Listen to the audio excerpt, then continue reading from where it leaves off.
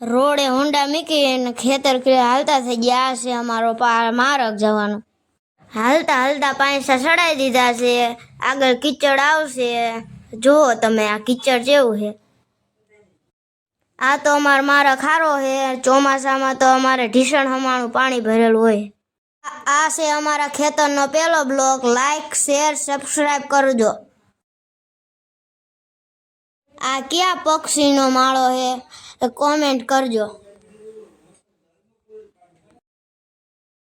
અમારે ત્યાં આને સુગરીનો માળો કહે છે. તમારે ત્યાં શું આને કોઈ કયો માળો કહેવામાં આવે છે?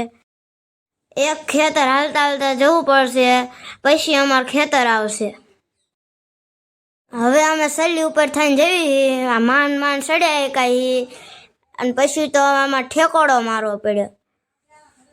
આ જો હમણાં પડી જાત. એ આ માંડ સડી એકો. આગળ એક ઝાડ આવી. રીલ બનાવવાનું વિચારવું પે રીલ ન બનાવી એક આપણે આગળ હાલતા થઈ ગયા. તે પછી ફાઇનલી અમારા ખેતરના શેઢે પહોંચી ગયા હી. વરસાદ ટાઈમે આ ન આવે થી અમારી ડાંગર સુકાઈ જતી. લાઈક શેર સબસ્ક્રાઇબ કરજો. આજ અમારે આખો દિવસ આવું જ કામ કરવું પડશે. માથે થઈ ગયો હવે તડકો. મફતના દાડી આવીને ભૂંડડા અમારે રોજ આવા ખાડા કરી નાખે છે. અમારા ખેતરમાં આવડા મોટા તરબૂચ ત્યાં જીને ખાવા હોય આતા રહીજો. બધું કામ કરી નાખ્યું પછી એને શાંતિથી પછી ખીદડી ગયો. પછી પાણી પી આવ્યો જઈને.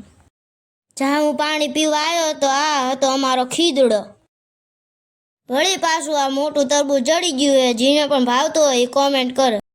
ઘેરે જઈને તારે અમારે અગરબત્તી કરવાની જ તે.